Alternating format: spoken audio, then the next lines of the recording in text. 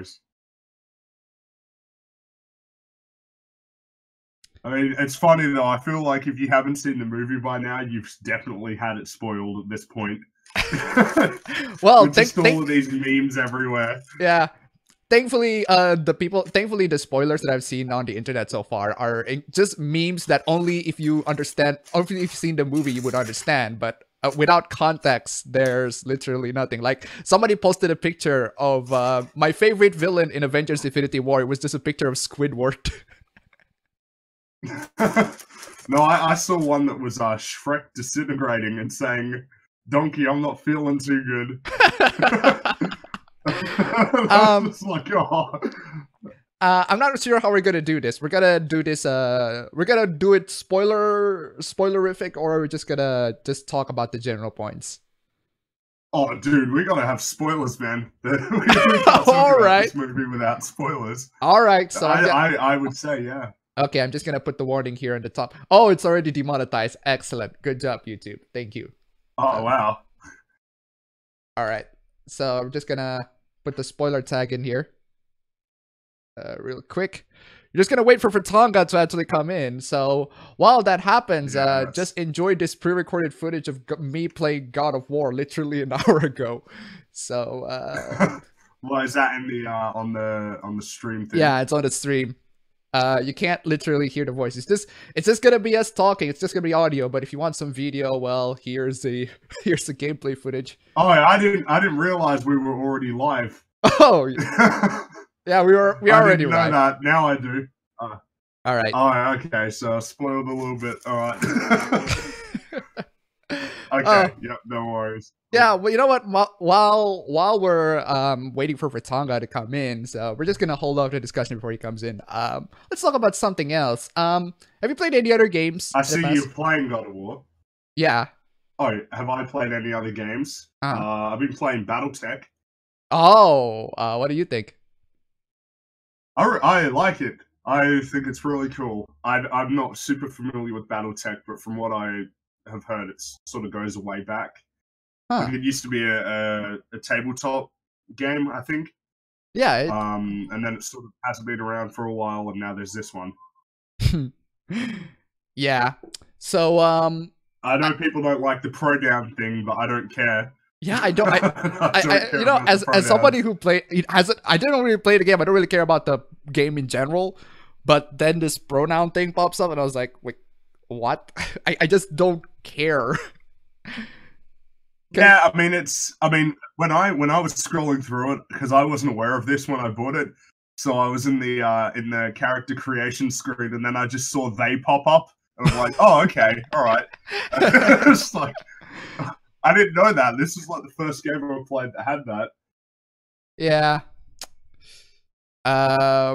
Well, since we're just gonna spoil the entire thing, what somebody on the chat said, Thanos beat Hulk's ass so bad he didn't want to show up the whole movie. That is actually true. Pretty funny though. Yeah. Though admittedly, yeah, it's like, I kind of wish that you showed up, because you probably could have done some good. Yeah. But I guess it's now been established that Thor is more powerful than Hulk. I suppose that's what's happened now. Yeah, Thor is more powerful than Hulk, especially with the new axe. I initially thought that was a pretty cool axe. Yeah, I initially thought because I was playing too much God of War. I was just writing a script for like my Infinity War review, and I initially thought it was called Leviathan because I was playing too much God of War, and it was in Norse mythology as well. I initially thought it was called Leviathan. It turns out it's called Stormbreaker. I was like, oh my god, it was a freaking axe. God of War was an axe as well, so I was like, oh, I thought it was the same. Right, yes, the Leviathan axe, yeah. I haven't had any of that happen because I've not played it that much. I've maybe played for 3 or 4 hours, I think. Everybody is ahead of me on God of War. Everybody is ahead of me. Oh, I've beaten it, but man, I rushed through that shit. Oh. Well, how long did it take you to beat it? Around 6 to 7 hours. What? Yeah. 6 to 7 hours, really? Yes. I know people have been playing it for 30 hours and haven't beaten it. Yeah, I've been it. Well, then again, I'm rushing into the story, so I'm just playing the story mode so far. 7 hours though. How'd that happen? Yeah, I was rushing through the entire thing, and I'm playing the game, and then after the entire ending pops on, I was like, wait, that's it. And then I found out that playing the game even further, like the pre-recorded footage that I have is just me exploring around. I was like, oh my god, there are so many things that are left unexplored in this thing. Oh, I wish I could have explored this while we're doing the story mode, but it turns out I can't. There are some restrictions, and it's like the reboot Tomb Raider. There are certain things, certain tools that you need to unlock certain areas and unlock certain treasures. Mm-hmm. So there are some areas that are locked unless you have a certain tool. Unless, for example, the Blade of Chaos. Unless you have the Blade of Chaos, which unlocks certain things. Certain areas can be locked. So I might as well just finish the story mode and unlock all the tools and then explore it from there. So it's a little dumb.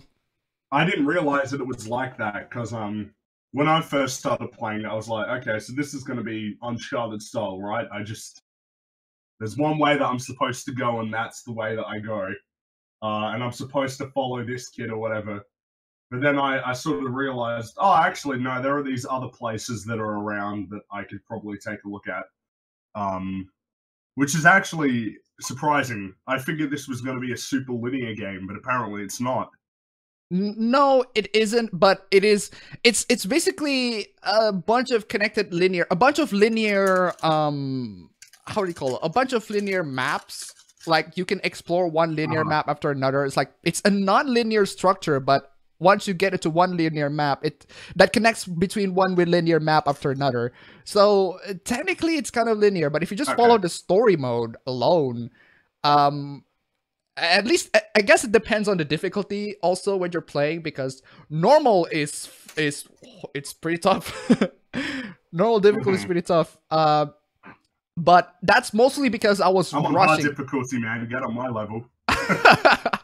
No, I was playing on normal, and it's not that I suck, although it's definitely contributes to it. But it's because I was rushing through the entire thing. I was watching Jacksepticeye play the game, and he got like 2 health upgrades and 3 stamina and 3 Spartan Rage meter upgrade. And I was like, how the fuck did he get all of that? I was missing throughout a lot of content. Right. Like I barely managed to scrap through the end with just 1 health upgrade and 1 Spartan Rage upgrade. It was tough. That's what. A challenge. Oh, actually, give me a minute here. I'm gonna flip the cooking for a bit. No worries.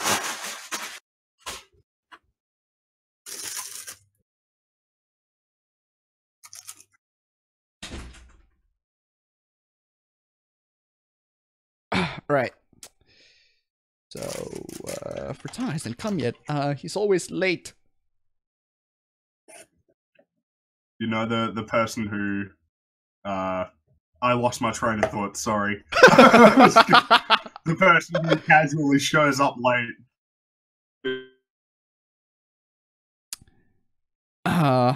Yeah.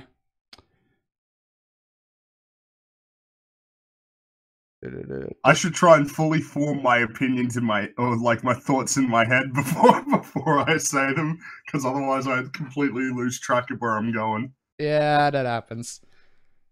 Thankfully, Fritanga is lit, so we haven't discussed Infinity War yet. So we're just gonna get the chat. Right. We gotta get the chat prepared. It's a really nice time to anticipate. I wonder if Infinity War will actually get people to read comics.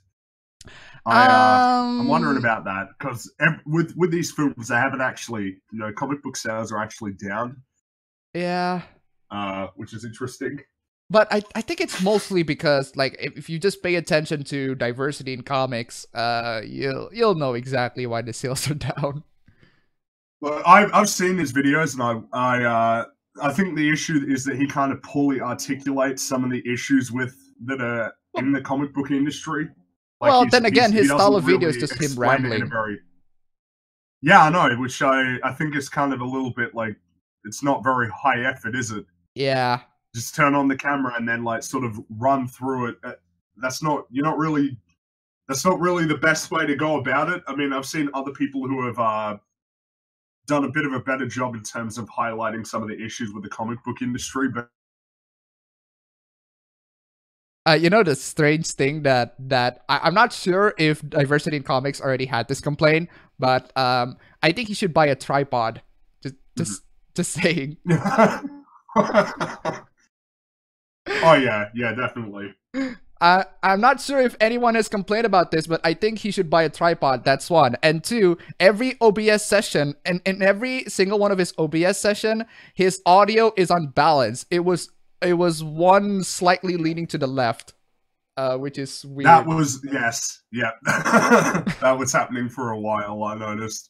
Like, I'd occasionally see one of his videos pop up, and I click on it. It's like, oh, jeez, I can't take that. I can't take it in the one ear and not the other ear. Yeah.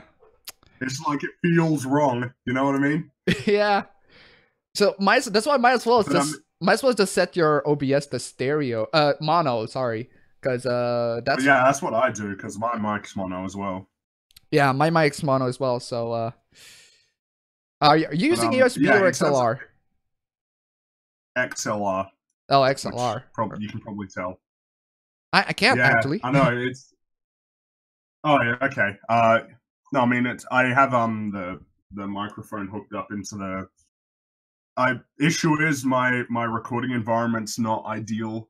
It's actually a big room. All right. Yeah, mine is a big room as well, but then again, the room is also surrounded. Like, I have a bunch of clothes in there, and they're like my bed, so it kind of dampens the noise a bit. Yeah, I ain't got carpet in here, so it's like it's an echo chamber basically. Yeah, I guess it does. Even though I've got the acoustic stuff up. Yeah, well, what I've learned is that if I just lean real close to the microphone, that makes a difference. Yeah. That's what I've done with the video that's coming out tomorrow. It sounds better than the other ones, but it's painful. It's really annoying to just lean right into it. Yep. What microphone is it? Is it an XLR? It's I think it's like MXL or something. I have a Audio Technica AT2020 as well. Oh, the USB one? I swapped it out. No, the XLR one too. I've got two of them, but they sound the same. I thought if I got a different one and make a bit of a difference, but it didn't. Well, you can tweak a lot of more options to the XLR. Yeah, well, yeah, sort of. It's just I don't know what to do, so it's like I'm just messing around with all these knobs and things. Yeah, and I have no interest in learning how to be a sound designer as well as all the other stuff you got to try and do. Well, voice is one of your strongest assets, so you're gonna need to. Yeah, you think that you think that I would invest in learning it, but it's just like, it's very painful. And I don't understand any of like the tools or what I'm supposed to be doing, and a lot of the resources you look up, like it's so difficult to understand that. It's like they haven't written out a script on explaining how to do each individual thing, so it gets really confusing. Usually the internet's a super good resource when it comes to learning things, but sometimes... Yeah, it can be very confusing. I know. Mm-hmm. The issue is that it's coming from the perspective of people who are, they know what they're doing, so there's a little bit of a disconnect. Yeah, I think one of the things that I really, really love to do, when I started my channel off, I started off as like a tutorial channel for like Sony Vegas. And ever since then, I stopped making tutorials. I'm interested to make like a freaking tutorial of how like I have all these tools and everything like that. I have a camcorder set up ready, so why not make a tutorial of something? Maybe a special effects tutorial, because I certainly can do a couple of special effects, and it's just that just don't really have a time with it. I'm planning to like make a tutorial on how to stream your games and everything like that, because I recently how I captured the God of War footage. I got Razer Ripsaw capture card, and man, that thing is a fucking beast. Holy shit. I love that. It is such a good capture card. Did you okay, so you don't have like an Elgato? No, When Elgato does Elgato have a zero latency monitoring on the near zero latency? Oh, yep, we can hear you, man. How you doing? Really sinking.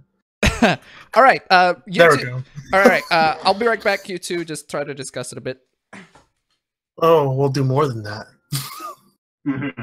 Well, we were just talking about a few miscellaneous things. I lost my train of thought, and I wasn't sure like what subjects we were on. But this is my fault, by the way. I'm just a bit zoned out. We were talking. I mean, like, sorry, go ahead. We were talking about XLR microphones, God of War, a bunch of video games and it like that. We haven't actually talked about Infinity War. What do you think about God of War, Fritanga? What's your opinion on God of War?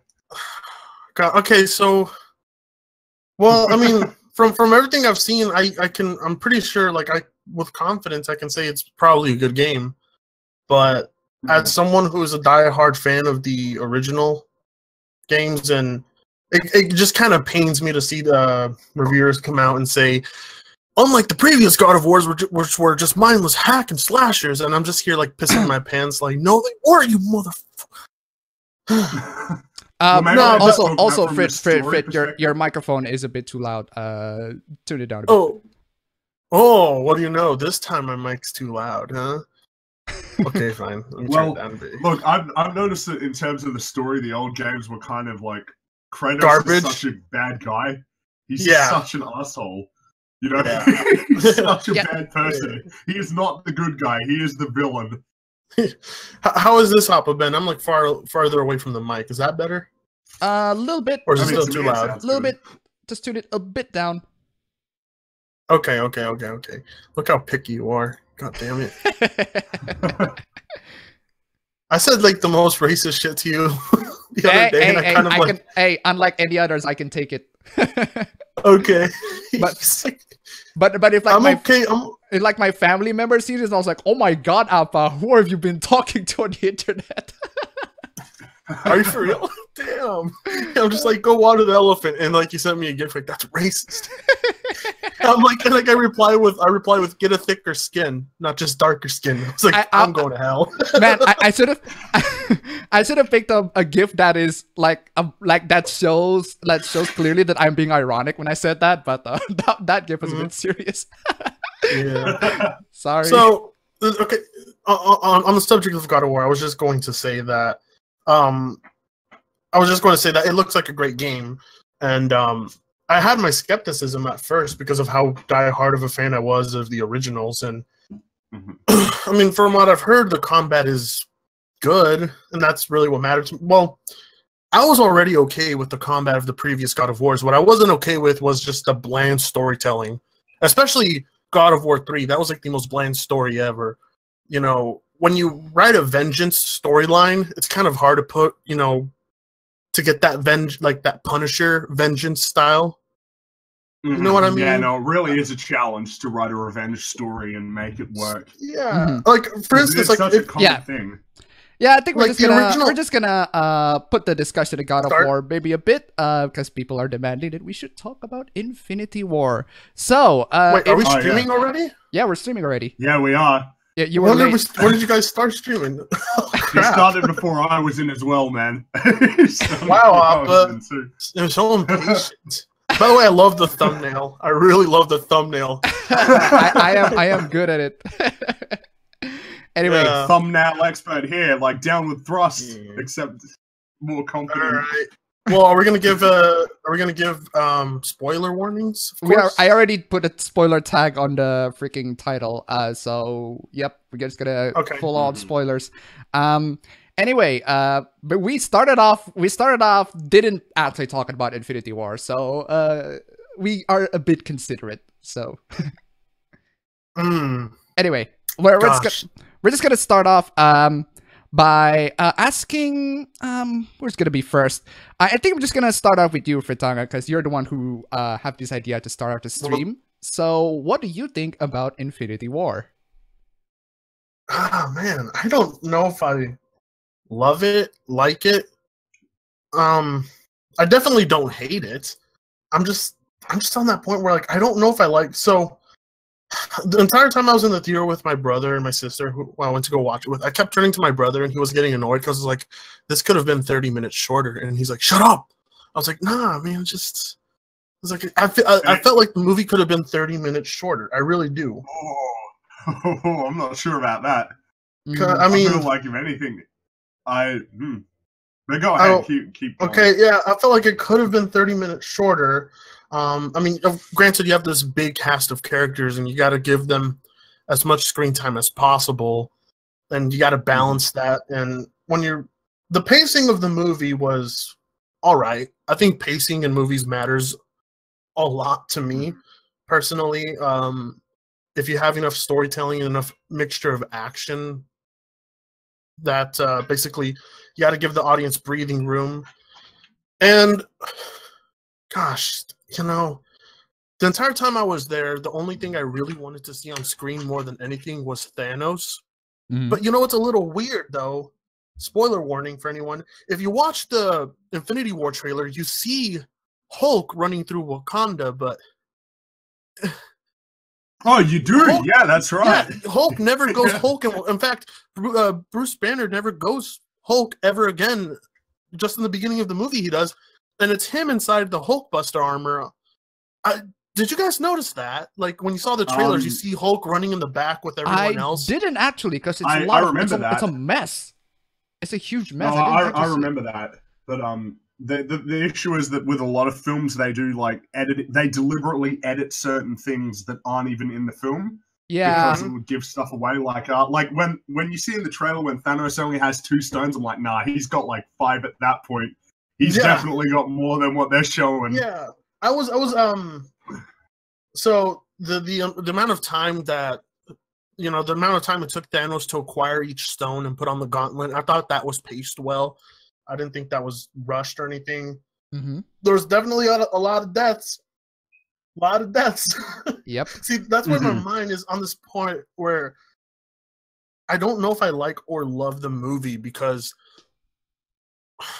it did a lot well. It did everything well. It was definitely better than Age of Ultron, which was shit. But I don't even know if I like it more than the first Avengers. When I went into this, I was wondering how in the world they were going to blend all these characters that have never seen or interacted with each other, how they were going to blend them and mesh them into this movie together and make it seem natural and organic. And I was surprised at how well they did that with the Guardians of the Galaxy picking up Thor, and how well there was a lot of comedy in this movie, a lot of jokes. Yeah. Which I liked personally. And I was actually expecting the movie to get darker. I was expecting a much darker tone. I was expecting the deaths to be a little more brutal, a little more gruesome. It's a little odd that I'm disappointed about that, but I'm forgetting that this is a Disney property.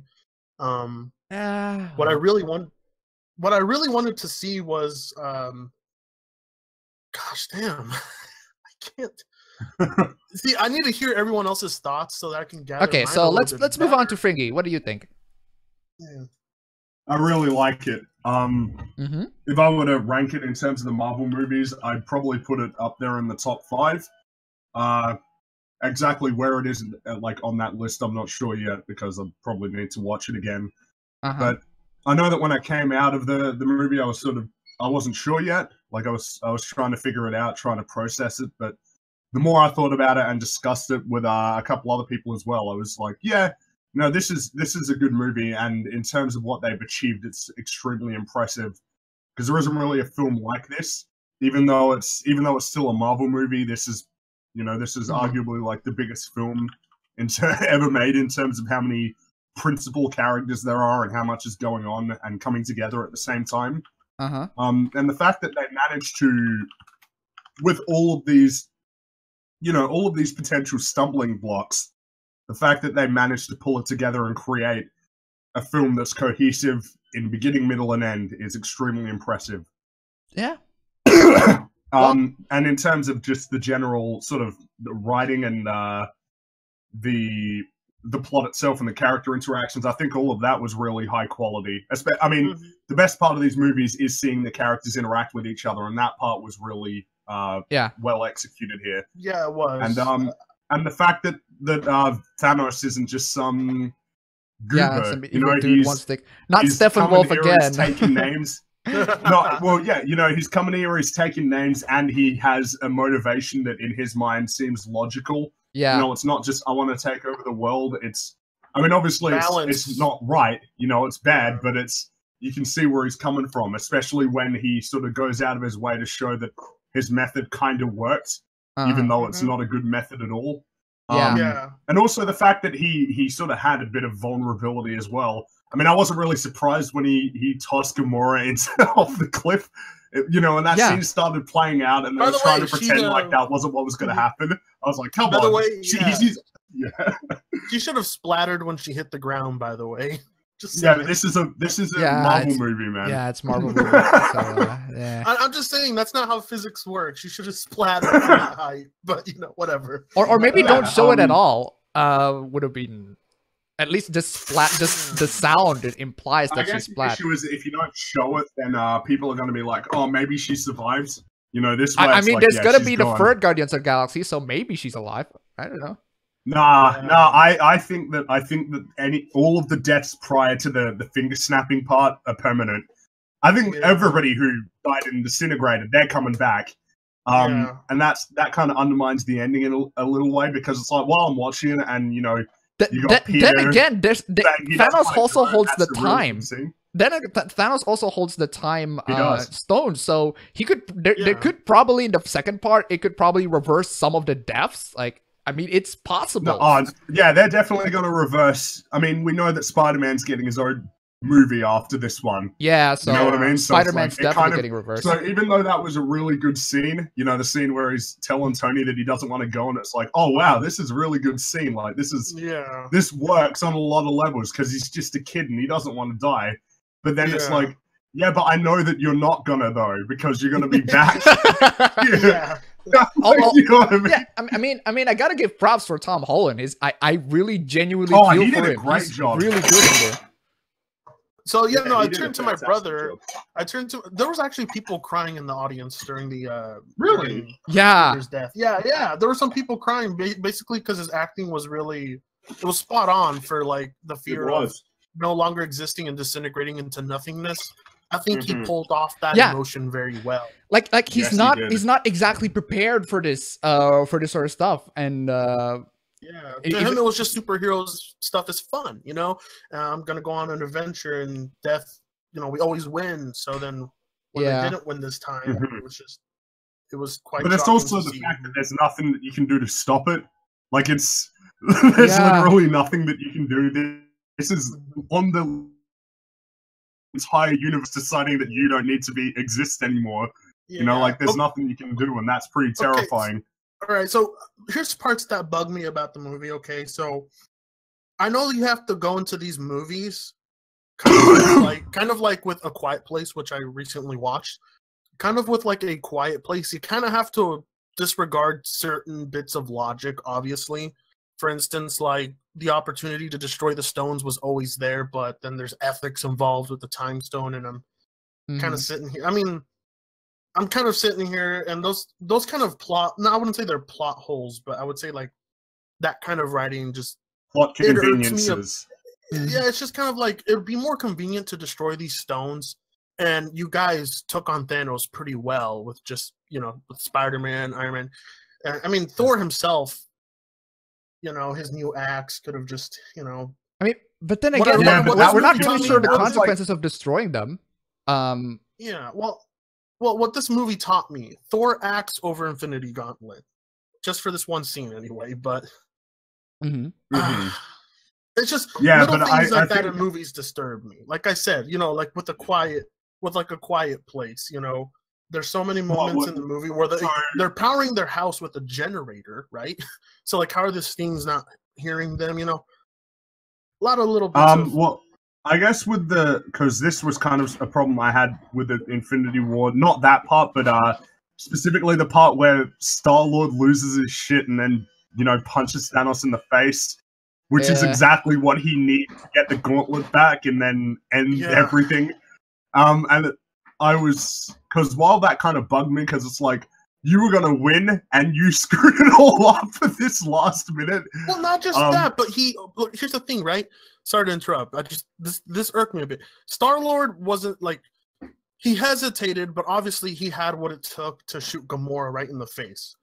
So I don't see why he couldn't have self-control in this situation. If he was willing to kill because her, he was blind anger. That's different though, I'd say, because this is what I was talking about when I discussed it with Mauler.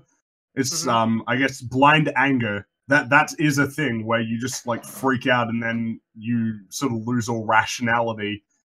And it was pretty apparent that he's not very good at controlling his anger in the last two movies either, so okay, fair enough. He was like, yeah, he was going to when he just started shooting Ego in the face. Remember that? Like when Ego told him that he killed his mom and he just shot him. It's like, oh yeah, go Star-Lord. You know what I mean? Like, but he kind of knew those shots weren't going to kill Ego. I mean, no. He was going to try and kill him. That was what was established there. Is that this is a guy who, when he gets angry and determined, will go after you. I guess you could say there's some foreshadowing there. Well, I understand what you mean though, because it is convenient. You know, like it's convenient that him getting angry is what allowed the story to conclude with the bad guy winning. Yeah. You know, because Peter was about to get it off. I don't like convenient writing for the sake of it. You know, like for instance, if it were up to me and the entire universe and humanity was at stake, and Doctor Strange was telling me, no, you can't take my time stone because we have to protect it because of ethics, I would have just shot the motherfucker in the face and just smashed it right there. I mean, Thanos, by that logic, Thanos has a bit of a better logic than the heroes do here, you know? Because what do you mean? Like, Doctor Strange didn't want to give it up because it's the responsibility of those guys. Their stone. I know it's their stone, but like I said, if I were Iron Man, or if I were Caps in that situation, I would have broken his neck, or I would have shot him, or I would have apprehended him. I would have taken the time stone and just destroyed it. You know? Because how do you destroy the time stone though? You can't. They could only destroy the Mind Stone. Was the Mind Stone the only one they could destroy? And it's only Mind Stone. Yeah, and it's only Scarlet Witch who can destroy it.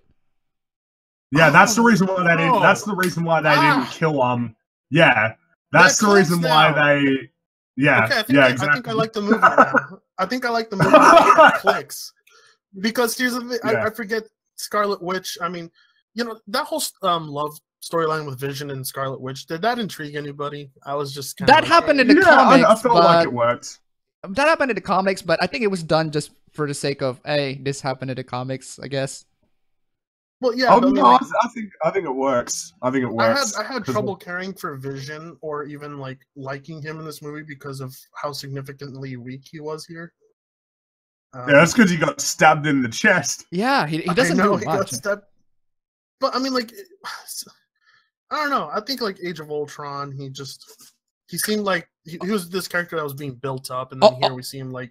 Also, I just noticed that the spear broke through his like vibranium body. The spear that got. Oh yeah, that's right. How'd that happen? Vibranium, you can't break. That. Yeah, but then again, you can't. How do you mend vibranium? Is like, how can you like make shapes? And this is why I discussed with Fringy last time. Like, this is Black Panther. Guys, remember, this is the thing I said about comic book movies that you kind of have to ignore to like. You know, because I mean, there are definitely things you have to ignore, like in Batman v Superman. Your suit is indestructible to bullets, but a sharp bone can pierce it just because you've been weakened by kryptonite. Your suit is clearly indestructible. So how did this? But then again, we're getting into all other territory. We're talking about those movies. Well, can we agree that Thanos was probably the highlight of this movie? Yeah, I mean, and this leads me to what I think of the film. I think this film should not have been named Avengers: Infinity War. It shouldn't be named Thanos. It is an MCU film with Thanos as the protagonist, because he has a lot of scenes. He surprisingly has a lot of scenes in this film, to the point where I think it feels like a Marvel film, except it's Thanos, and the Avengers are just merely side characters to his story. I don't. Well, I think agree that's with the that. reason why. I mean, I wouldn't say that he was the main character. I'd still say that, you know, the Avengers Yeah. were more. Yeah, than like he who was. who But are the in main terms of a characters? villain, he got. I understand what you mean though, because he got a lot of lines, he got a lot of screen time, and he was the one who had the character arc. You know, Yeah. he was the guy who had the arc in this film, and that's the reason why he works a lot better than most other Marvel villains, Mhm. because he actually had an arc and he had some sort of. Yeah, He had more to him beyond. I'm a bad guy and I want to take over the world. yeah. He That's had why I a- think the movie works so much, because the movie doesn't do it as an Avengers film. It does it as a Thanos film rather than an Avengers one. The Avengers are basically, yeah. When you have a villain who basically wants to do something that the rest of the world probably doesn't agree with him to do, but he's doing it for a greater cause. Mhm. You know, it's kind of like, you know, when I play the original Fallouts, you know, there's like, in like Fallout, I believe it's Fallout 1 or 2, you have this option where you reach a town and you can kill off this one person that will benefit the town greatly, but you have to also wonder, you know, is murder, you know, the proper choice here? And I think writing villains with much more complex, with much more complex motives is always a good thing. Yeah, but let's not get ahead of ourselves. Like, he's still not better than the villains in the MCU TV shows. You know, Kingpin is still a better Shut villain. the fuck up, Fringy. We're talking about a movie here. Yeah. Shut the fuck up. I'm What? sorry. No, come on. Yeah, he is though. Like, I know, but we're Kingpin talking is about the best villain. Okay, all right. Well, I think I don't know. Yeah, I mean, I don't know. it's I an- think it's an gonna be a unfair tie between comparison. Him or Cable. Yeah, no, I know it's unfair because he got way more time. You know, these villains in mean, TV shows get a lot more time. Yeah, of course. But I think so far he's probably my favorite villain of the Marvel Cinematic Universe thus far, because I thought Red Skull was garbage. Okay, right, but the Marvel Cinematic Universe includes the Netflix shows. Oh yeah, my yeah, god. yes. I mean, You know yes. Fine, whatever. But movie-wise, this is probably the. I don't know if you Okay. guys agree with me, but Well, there just hasn't been a whole lot of great villains in these. what about the Marvel Cinematic- Vulture? He was pretty great. Yeah, I like the Vulture. Yeah, he's Yeah, better than yes. Shocker, that's for sure. Nah, the Vulture was a good one. He was a good one because he had very justifiable motives. Like, Yeah, unlike Thanos, where it's like, okay, I see what you're getting at, but you're wrong. Here, it's Yeah. like, dude, he's just stealing like weapons and stuff. He's From just the doing it for. guys who He's destroyed the just city. he's just trying to make money. He's doing it for a living. Yeah. Yeah, you know know, what? he's just trying to. You know what villain really led me on and became an ultimate disappointment was the Mandarin. In Iron Man Yes. 3. What a disappointment, because he was leading me on to thinking this is actually going to be a pretty great villain. You know, he's like, "You'll never see me coming, Stark," whatever. You know. And I we mean, get to I there, really and like- It was I a- really it was like his- just a that- joke. I ended up like I was Iron Man 3 is one of the few Iron Man films that I haven't watched until just recently, because, you know, I already know the story, I already know the plot. But so I decided, you know what, I'm just gonna give it a try. Maybe it's better than the second. Well, I can say for certain it's better than the second, but that's not saying much. I really like the tone, but it's just that the way they did Mandarin, which is why I just like to replay his like propaganda videos. I just like those really good sorts of yeah. videos. It is really good stuff that seemed like it wasn't worth throwing away just for Yeah. one simple joke. Yeah. You know what I mean? You know, Like, I was thought- it I thought- worth it? And here's the thing. Okay, I thought Mickey Rourke did a good job as a Whiplash. Yeah, Whiplash. Whiplash. Sorry, yeah. I thought Mickey Rourke did a great job as Whiplash. I just think Whiplash. I don't know. He was just so lackluster. You know, his motives were a lot better than most Marvel Cinematic Universe villain Yeah, motives, he though, couldn't of have- course. Like his father's death was mostly due to Tony Stark and their suffering and everything, and he had legit reasons to want to kill his motherfucker, right? Mhm. So I thought he was better written. But here's another villain, though, as well. Zemo from Civil War. He Yeah, was- Zemo is really I liked good. him a lot. I really liked him a lot. I liked him more than Thanos. I mean, What? Thanos is definitely... Yeah, Thanos is up there. He is one of the better ones, but I still like Zemo more. And Really? Vulture. Yeah, because Oh. Zemo, like, I mean, you could, like Zemo kind of again. He was a villain who you could understand why he was doing what he was doing. His family got killed, and it was the Avengers' fault because they created Ultron. They caused all the destruction, and then they went home, and his family's dead. My issue with Zemo I can is see that why he'd hold a grudge after that.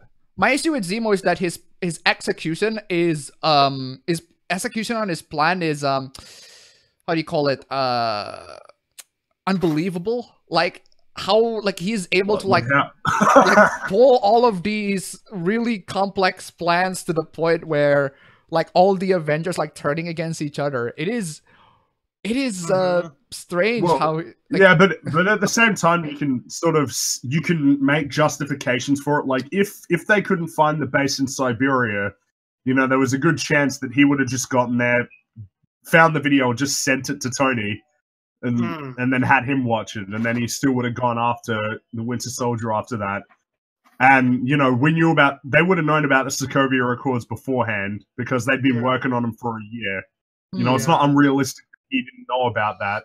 Yeah, but in terms, I do love the storyline to Infinity War so far. But until Part 2 comes out, I can't really say whether I like the overall story yet. I mean, even though I know how it's going to conclude, but you know, these movies, they switch things up here and there. But overall, I still think Winter Soldier. Yeah, what was that? The Winter Soldier is your favorite. I still think Winter Soldier is my favorite storyline they have in the cinematic universe. It was just so well done. Right. I can't find anything better than that. I mean, I don't count Logan, but Logan was also just freaking amazing. But yeah, I guess you can't count Logan, but Logan is definitely one of the best superhero films. You know, it's up there with The Dark Knight. Yeah. Oh yeah, it was. No, a just good in way general. Yeah. In general. Oh, okay. Well, I'd say in terms of overall superhero movies, yeah. Yeah. I think it's because it's strange that Logan. It's not that the best superhero films are the ones that are not trying to be superhero films. Like the because it was. Yeah, that's right. Logan is a Western film. Logan is a Western film, and then The Dark Knight is a crime drama. I guess the whole anti-hero kind of thing is just really popular. I mean, if you look at Deadpool, another popular one, he's not a hero either. I mean, I don't know. I mean, he basically is, though, at this point. You know, like, he's supposed to be an anti-hero, but, like, if you read the comics at this point, he's basically a protagonist. Yeah. I'm really hoping Cable lives up to the hype, because I think he might. Yeah, Josh Brolin's been busy, huh? Yeah. He's been busy. He's been busy. I mean, but by the way, I was surprised that Peter Dinklage was in this film.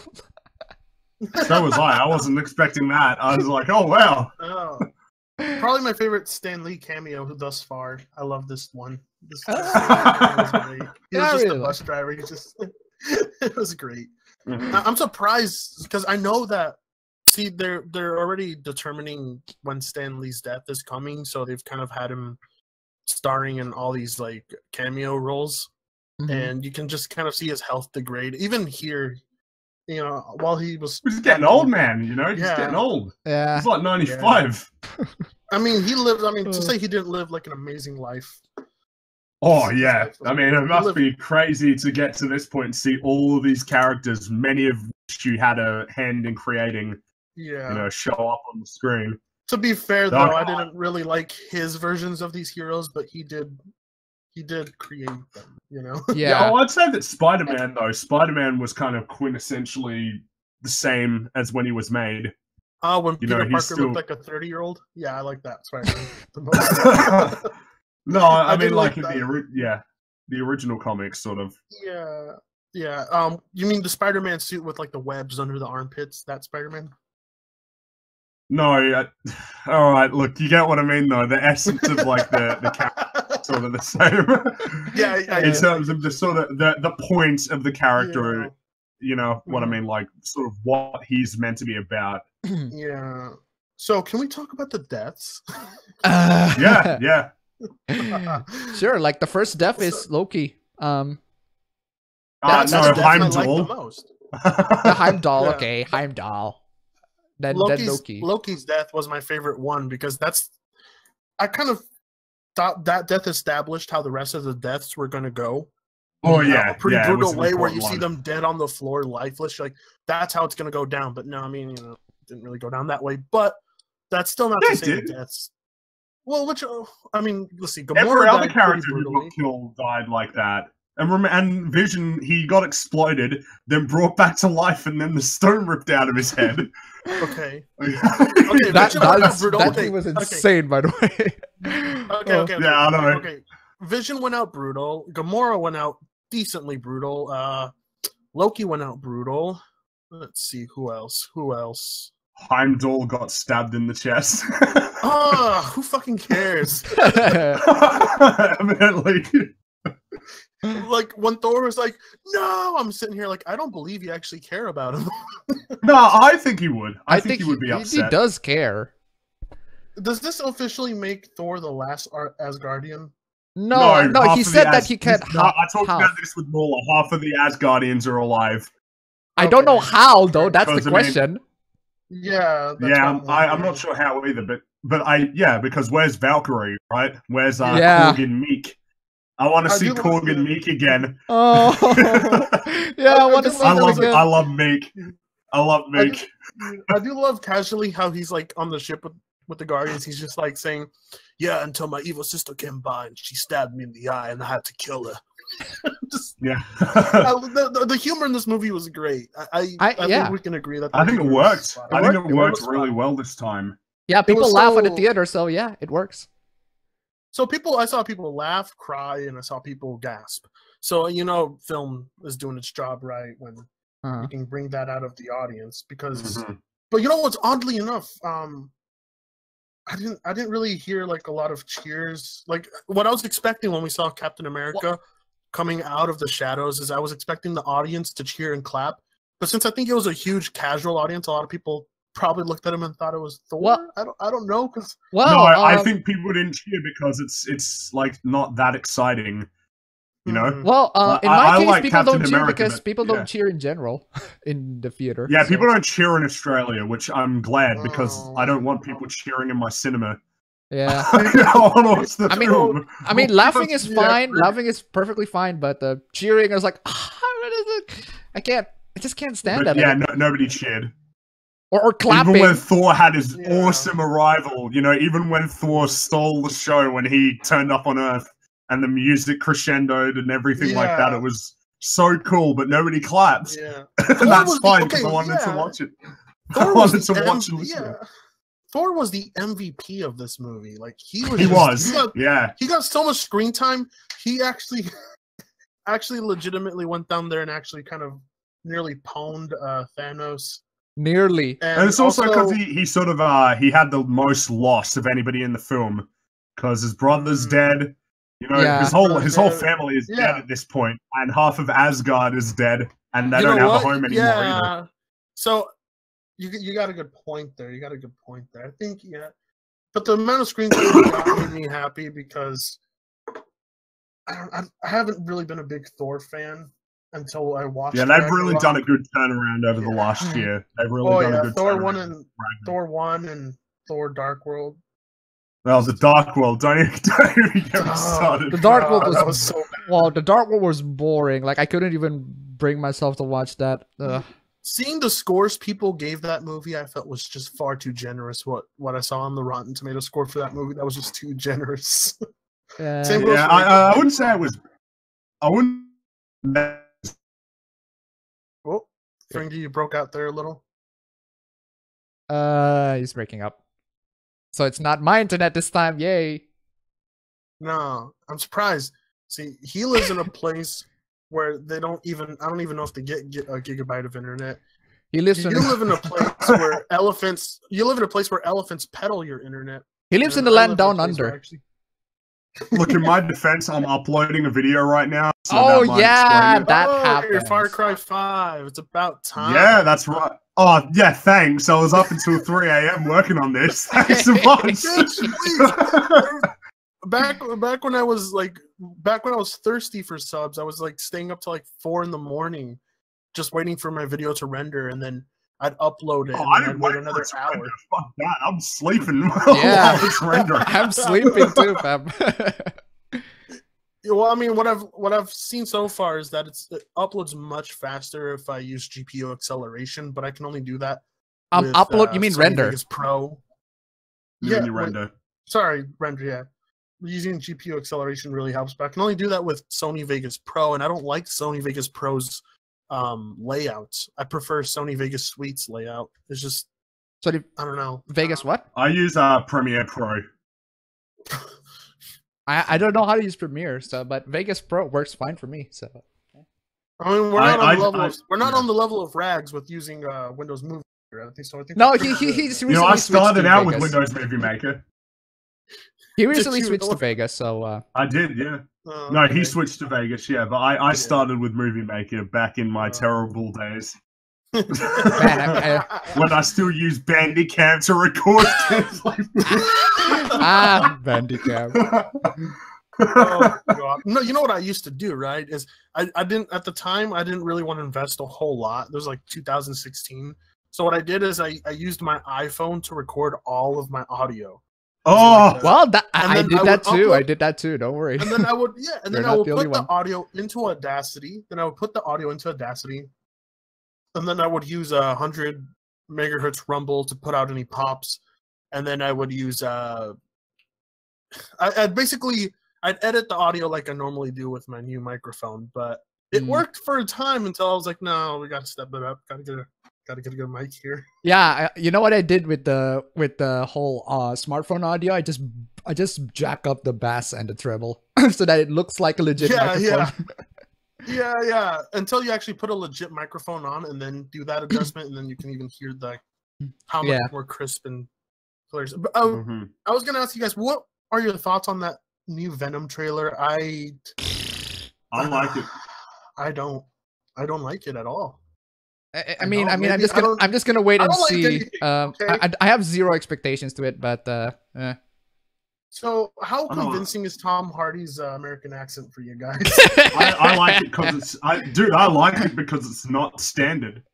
I like it because it's so different. Unconvincing. It's just so. It reminds me of when Dick Van Dyke tries to do a Cockney accent. I don't know. I like it because it's different. I just like it because it doesn't sound like a standard one. You know, that seems like the kind of thing Tom Hardy would do. Put a different voice. I mean, his voice, what is Bane's accent supposed to be? Is it supposed to be like American, or is it? It's meant to be awesome. That's what it's meant to be. Fucking Venom fanboy. Honestly, I'm not even a big fan of Venom. In terms of Spider-Man villains, I like a lot of the other ones, like Dr. Octopus and Green Goblin and stuff. But this looks alright. I'm a bigger fan of Carnage than I am of Venom. In a lot of ways, Venom hasn't turned into a villain. Like in some of his stories, he's like the good guy. So yeah, he's kind of an anti-hero now. Yeah. I think here comes another bit of spoiler. So, did you guys actually stay for after the credits? Yes. Oh yeah. Yeah, okay, Captain everyone Marvel. did. Yeah, so when Nick Fury and everyone's disappearing, they're turning into Sandman, whatever, and his phone drops, and I see the Captain Marvel symbol. Yeah, everyone in the audience was quiet. Yeah, it's because a lot of people don't know who she is. Fucking Captain Marvel, which is interesting because she's one of the main female superheroes in Marvel's pantheon. I'm not sure when they're going to do the short-haired Captain Marvel or the long-haired Captain Marvel. No, they're doing long hair, thank God. The short-haired Captain Marvel can only remind me of the bad side of Marvel, let's just say. Yeah.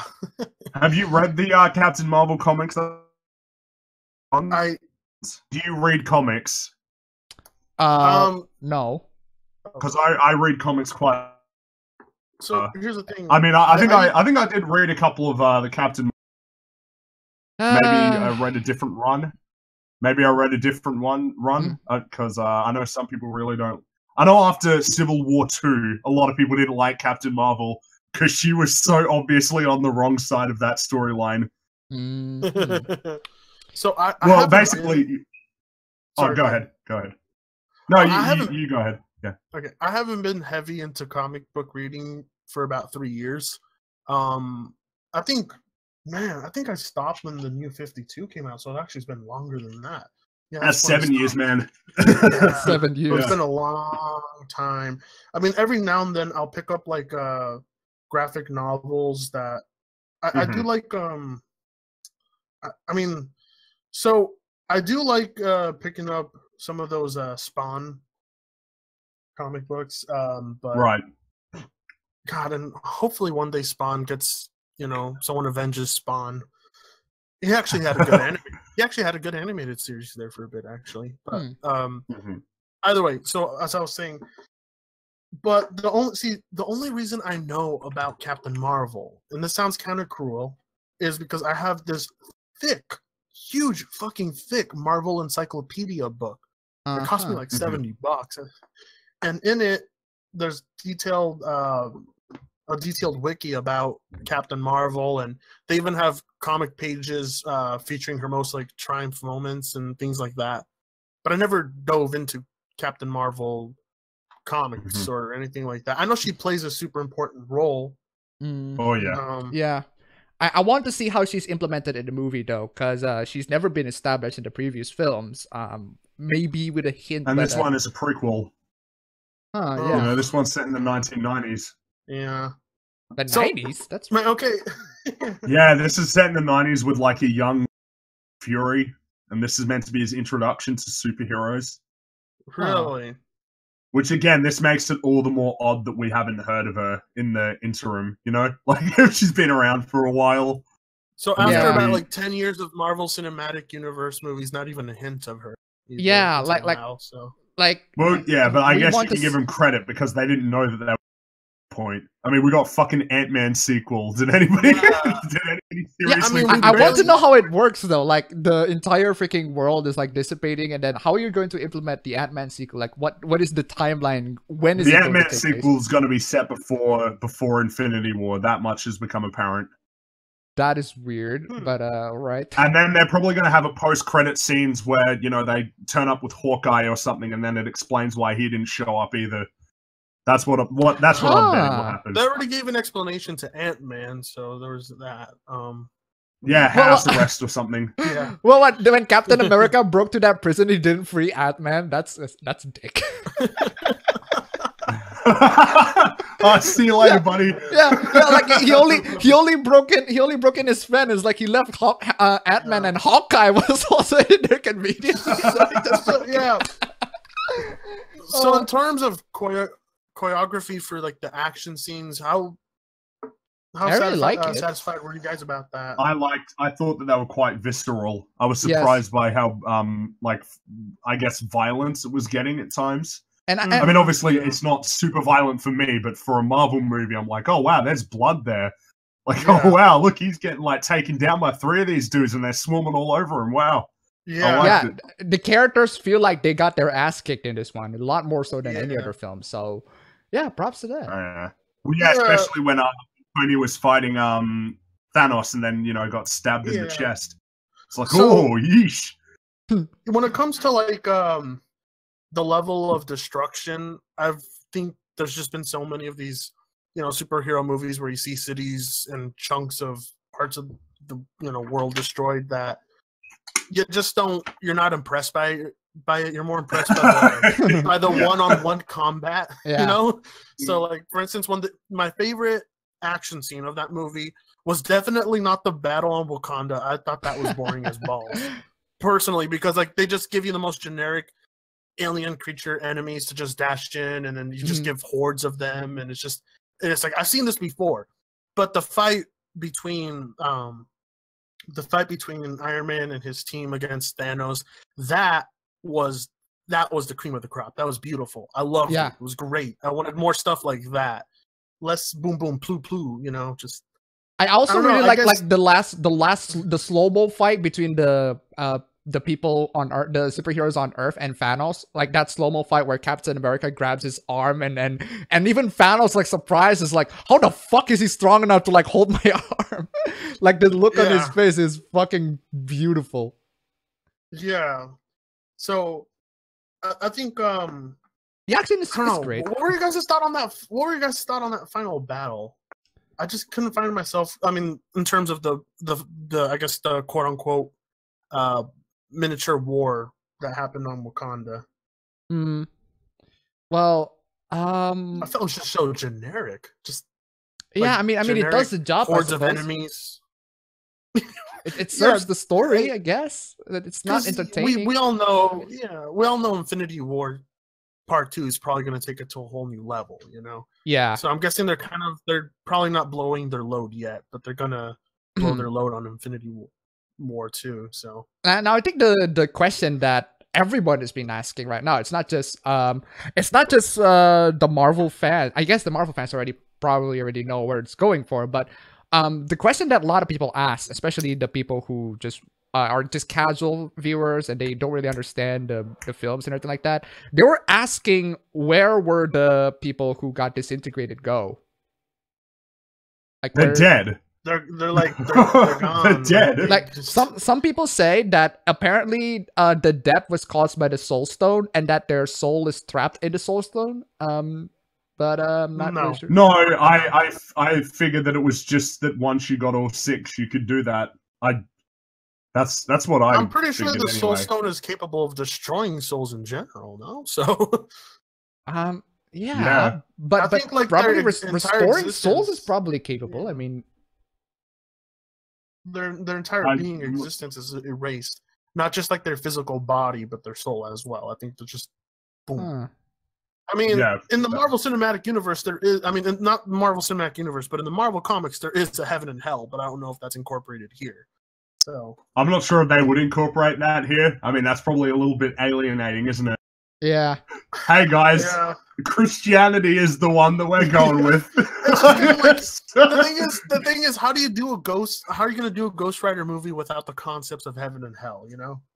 What do you mean in Ghost Rider? They've got Ghost Rider in the I don't watch Agents of S.H.I.E.L.D., but Ghost Rider. That Ghost Rider's terrible. That Ghost Rider's terrible. Yeah, but that's your Ghost Rider though.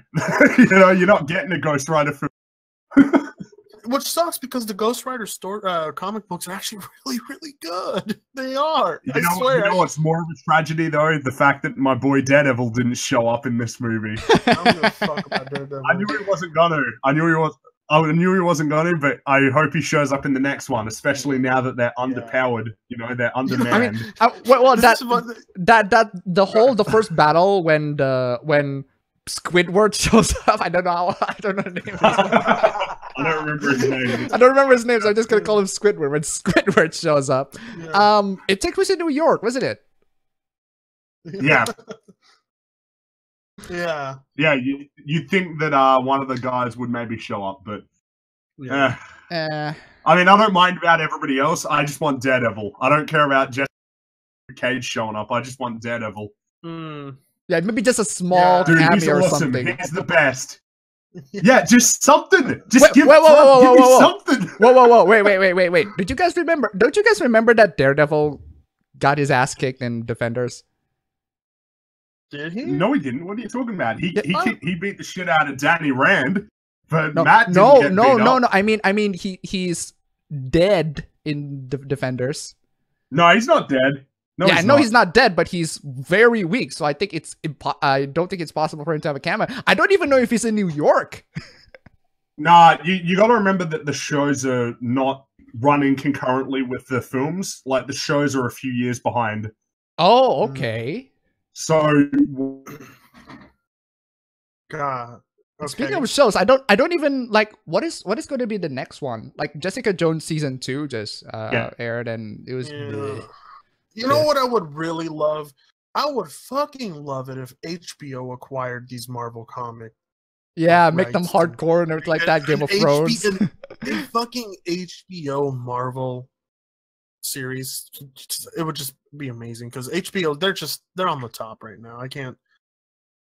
Yeah, HBO are pretty fantastic. Oh yeah. I've been like so caught up on The Sopranos, which is an older series, but I got into Westworld, and I'm just HBO. I love Westworld. Yeah. Oh, I haven't seen Westworld, but I heard that the Yeah. The recent like God of War, sorry, Game of Thrones seasons are not great. Yeah. Apparently, they deviate so much from the book. As far as I know. Well, speaking of Game of Thrones and Marvel, what did you guys think of fucking I forgot the main actors. Peter Dinklage. What's the name of? Yes. What did you guys think of? I think we talked Peter about this. Dinklage? I think we talked about him. Did we? Did we? I didn't. Yes, I did. Thor Forge. You did? Yes, we did. Oh, okay. Well, anyway, in the theater, so my sister and my brother are huge. Oh, Fringy cut out. Well, I mean, that's Australia for you. He should be back. He should be back. He should be back. Yeah. So, where are you on? Okay, so the entire time I was in the theater, my brother and sister, they're huge Game of Thrones fans, right? Mhm. But to see a giant Peter Dinklage, that was just Yeah, I really like how it's done. Like they okay, he's supposed to be a dwarf, but it's like, okay, that is physically not. I mean a dwarf, yeah, I guess, but yeah. So how's that? How's the internet down under there? Fringy? Yeah. I mean, how It's can not my my fault internet be better? And it's like my internet is like 10 megabyte per second. It's not even Because the maybe appabend, you live on like one of the bigger continents of the world, and Fringy lives isolated. All right, fair enough. Asia's a fucking huge continent. All right, fair enough. Well, anyway, Oh, I really don't have much else to say about Infinity War. Like, yeah. so the reason I said I didn't like it, I wasn't sure if I liked it or loved it at first, is because there's a lot of things that, when it comes to discussing movies with other people, sometimes I'll be like, I don't know, this didn't make sense to me, and then they'll fill in those holes for me. And when they do that, it just kind of makes me realize that there's better stuff. What the influence of Dark Souls on Avengers? I thought this is fucking satire.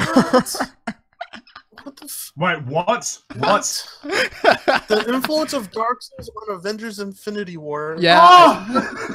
More? What? Yeah, I am. I thought this is okay. This has got to be like, yeah. I thought this is like like this is a really. I thought this is like a satire article. It turns out no, it's a legit article. Where is this from? Where is this? Who wrote this? Oh, I'll send you the link. But man, this thing is a juicy. Oh. Oh my god. Oh, so if you don't have much to talk about Infinity War, well, we have a dumb article to rip on. So let's do this, fam. Oh my god. Okay. Oh, look at this! Look at this finishing paragraph. Look at this finishing paragraph. Okay. Infinity War is about loss, not completely in the sense of death, but fully in the sense of failure. However, the comparisons I've made to visual and conceptual similarities between the two properties, this is what truly made me think of Dark Souls. What? From the opening frame of the film, there is never a moment in which the Avengers and the audience are not on the losing side. This is not an uphill battle. This is an impossible battle. There is a scene in the midpoint where Doctor Strange looks at all possible futures to see what chances they have of winning. Among 13 million or so, he sees one future with a victory. What could be more Dark Souls than that? Oh my god! Can you scroll up to the top there, Oppie? Oh. Let me see what that says real quick. Okay, attempts were made to keep. Yeah, it's a spoiler warning. Okay, whatever. Okay. There's gonna be a lot. Okay, there's gonna be a lot of hot takes on Avengers Infinity War heading your way, and this is actually one of them. Oh yeah, please tell me. This is just. Oh my god! It's a big gigantic movie. Big gigantic movie. Bridging a dozen big gigantic movies. What the fuck? I just don't like that writing. I don't like that writing. Anyway, big gigantic movies and unifying literal universes. Yeah. Most of which do not share style or tone. So the homework assignment given to the Russo brothers is worthy of its own recognition. Okay, I agree with that. Yeah. Because making any kind of end product with even a lick of narrative sense out of this intellectual property grab bag is frankly awe-inspiring. Your personal mileage with a comic book crossover universe summer event is going to be what it is. But there was a perspective on the film that I would be remiss not to share this. You should have thought of. Oh no, I wasn't scolding you. I'm scolding. I just want to say, okay, that first paragraph seems like it's going to be a very logical like dissection of this movie, right? I was reading that, I was like, that sounds pretty nice, all right? Now continue this for us, appabend, and just read it. Continue. And here's where things get bananas. Right.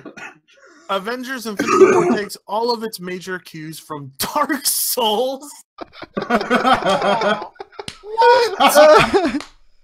What?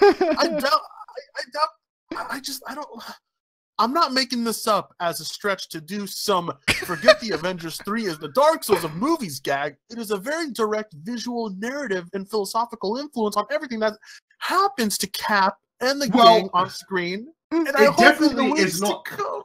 And I hope in the weeks to come that we'll find the filmmakers leaning into this further.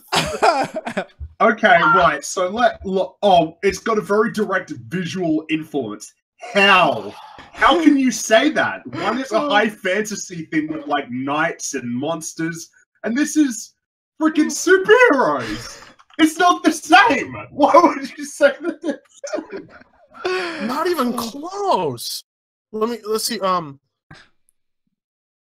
I think here's the thing that they do in this article. They're conflating heroes being desperate and trying to save themselves and out of desperate situations as Dark Souls. Like everything about that. Like that's so basically like half of all narratives. Oh shit! You're actually right.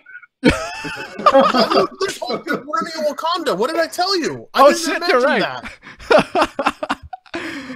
He never was in that final battle, so what the hell? That's weird. Anyway. The Russo brothers are currently adapting the game Little Nightmares into a TV show. So drawing connections between the Russos and very stylized modern gaming titles is not a huge... Nah, that's dumb. That's dumb. That is so dumb. That would be like if somebody looked at the transcript I'm writing for my novel right now and they're like, well, Fringy plays video games, so this reminds me a lot of Modern Warfare 2. Okay, Fringy. What's your most favorite movie of all time? What is your favorite movie of all time? If I had to choose, probably Shawshank. Shawshank. Oh, you know where Shawshank drew its inspiration from, right? It's a Stephen King novel. No, Dark Souls. Shut up. Oh, of course. Because the hero was in a desperate circumstance. Yeah, it was probably drawn from Dark Souls. Red is just like Oscar from Dark Souls. There you go. Except not actually. You know that there's just this. Okay. Everything is Dark Souls, you guys. Everything is Dark Souls. Poor Dark Souls. I'm pretty sure not even Dark Souls is the Dark Souls of Dark Souls. You know. Avengers Infinity War takes place almost entirely off Earth.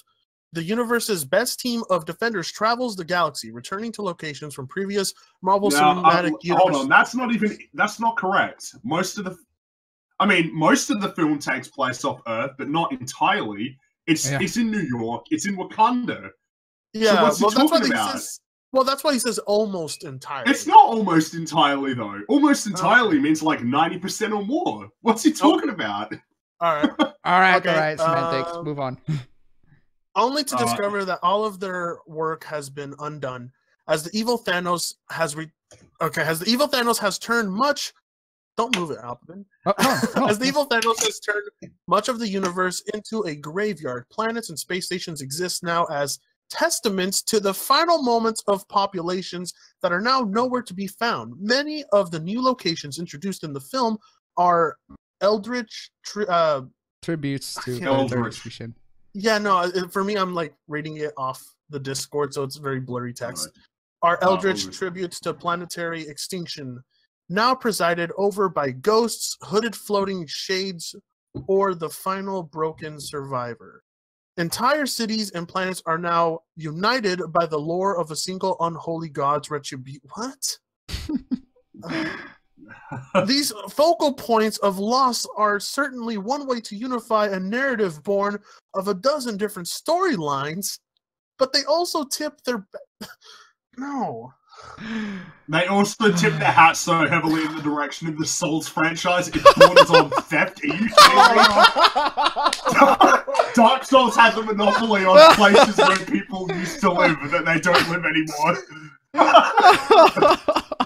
How much you want to bet the Russo brothers don't even fucking know what Dark Souls is? You know, I'm sure they know what it is, but like, I don't see how this influenced them making Infinity War. Yeah. I don't understand how anybody could say this and just be like, yeah, this makes sense. Okay, it would make sense if you walk it.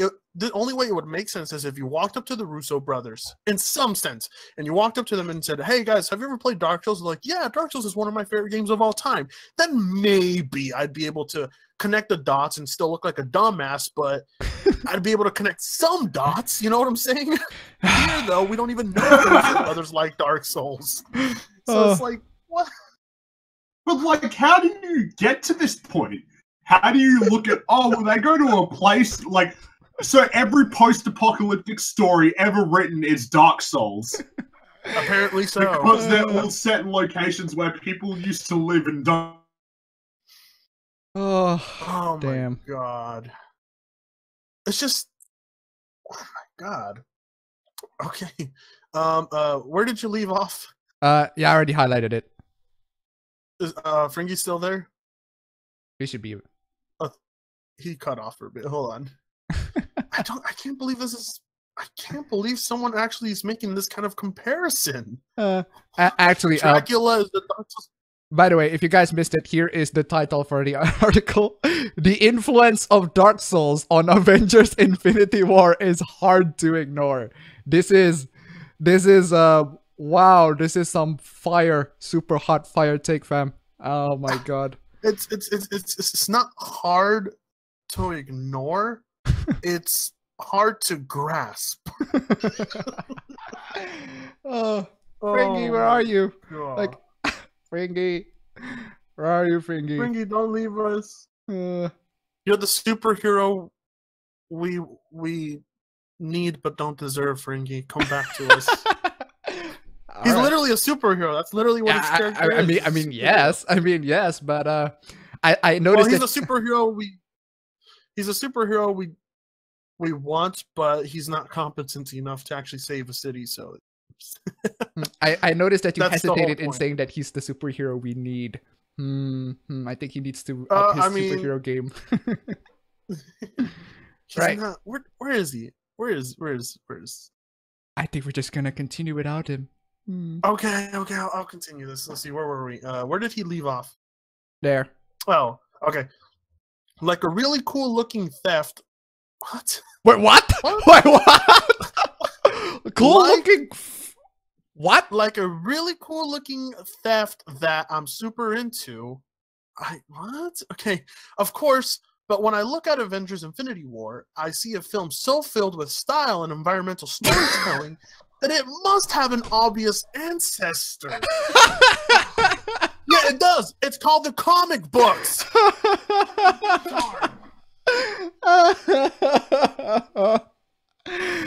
The Russo brothers, they didn't draw their inspiration for Infinity War off the comics. No. They got it from Dark Souls, everybody. Oh my god. It's not just locations. It's everything about what the film has to say. Oh. This is the first Marvel title where death has a permanence that both raises the stakes and also looms like a threat over every scene. Okay, that's actually not the first. I mean, there's been plenty of death in other Marvel movies. Just yeah. Saying. This shared universe version of permadeath. It's not permadeath because they're gonna come back. Version of permadeath comes with the benefit of challenging each character to understand what they are willing to sacrifice. In most cases, how they are willing to sacrifice, It is a film about impossible decisions, but also about the scars that make characters ask what life itself is worth. I just how is Dark Souls? How is that Dark Souls? Oh. And what could be worse than death? It's and what could be worse than death? It's a bleakness that in its eclipse shadow blots out all hope. Okay. But there's still a lot of cool fights.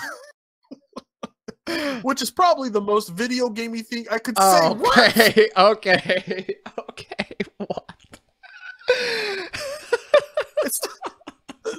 There being fights is the most video gamey thing about them. Okay, I don't even.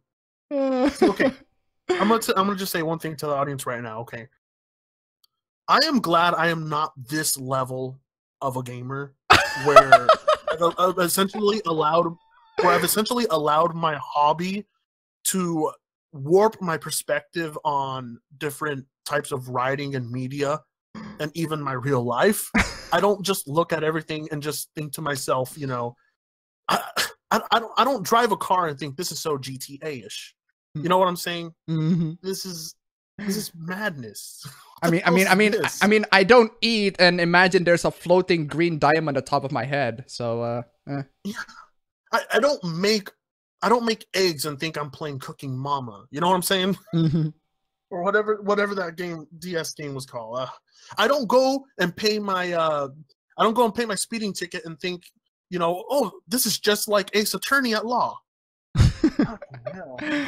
Okay. He says, except for the part about the weapons. Most of the main stories in Avengers Infinity War revolve around the creation of weapons, either forged in forgotten Dark Star foundries or built from the collection of literal souls. Oh. One damned creation. Okay. Right. One damned creation must be smelted by a dwarf using the direct death-burning heat of a star. If that's not some Hidetaka Miyazaki shit, I don't know what is. Yeah. Well, first of all, smelting weapons and enchanting souls in them, that goes past just Dark Souls. That's just a mythical thing in general. Hey, Fringy, you back with us? No, he's not. He reconnected. He disconnected and reconnected. I don't know what's going on with Fringy, people. Okay. Oh my God, this is the last paragraph. Can you hear us now, Fringy? Oh. Earth to Fringy. Oh my God. Australia is like Dark Souls. Australia is like Dark Souls. Oh my God. The very last, the profile of this. Okay. Let me grasp my thoughts here. Okay. Finally, Avengers Infinity War is about loss. Not completely in the sense of death, but you just said it was permanent, whatever, of death, but fully in the sense of failure. And whatever other comparisons I've made to visual and conceptual similarities between the two properties, this is truly what made me think of Dark Souls. From the opening frame of the film, there's never a moment in which the Avengers and the audience, by extension, are not on the losing side. Oh my God. Fringy says he can't seem to connect anymore. Oh, that's a shame. This is not an uphill battle. This is an impossible battle. There's a scene at the midpoint of Infinity War where Doctor Strange looks into... What could be more Dark Souls than that? Check out the profile. I don't... Can you... What's the name of the writer to this article? What's his name? Well, here it is. It's on the front. Where is it? I can't see, sorry. Oh, yeah. Brock Wilbur. Oh, Fringy's back. Are you Fringy? Did you hear Fringy for a minute? No. I think his audio's messed up. Okay. Brock Wilbur is a writer and comedian.